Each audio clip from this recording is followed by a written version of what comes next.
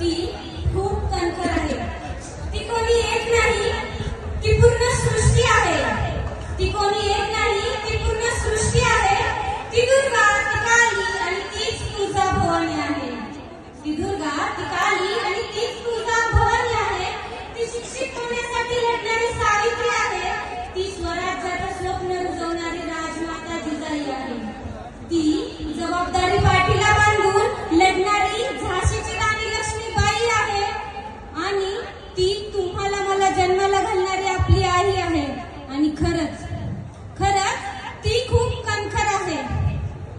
मला खूप सारे प्रश्न पडले, तुम्हाला पण तसे पडले असावेत कदाचित, किंवा नाही सुद्धा. सरपंच होता येत नाही म्हणून नांदेडमध्ये 3 अपत्यांपैकी एका स्वतःच्या पोटच्या मुलीचा जीव घेणारा बाप असेल का?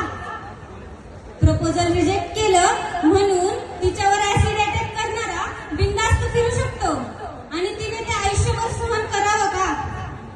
झोपेत असताना तिच्यावरती ऍसिड अटॅक झाला आणि तिने म्हणावं, I am still seeking for justice, not just for myself but for every survivor who has been silence. तिचं हे म्हणणं बरोबर आहे ना? 3 वर्षांची नाशिक मधली यज्ञा, ती पण चुकीची आहे का? 15,000 तासांपेक्षा जास्त फ्लाइंग एक्सपिरियन्स असलेली कॅप्टन शांभवी पाठक केवळ एक मुलगी होती म्हणून तिला ट्रोल करणं योग्य आहे का?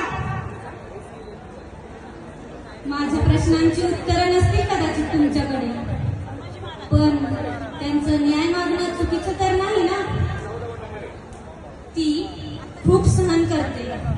ती खूप सहन करते कारण ती खूप कणखर आहे. ती स्वप्न आणि जिद्द सोबत घेऊन अंतराळात झेप घेणारी कल्पना चावला आहे. ती स्वप्न आणि जिद्द सोबत घेऊन अंतराळात झेप घेणारी कल्पना चावला आहे. ती इंजिनिअरिंग क्षेत्रात पहिलं पाऊल ठेवणारी एक ललिता आहे. ती भारतीय संगीताला जागतिक स्तरावर घेऊन जाणारी स्वर कोकिळा लता मंगेशकर आहे.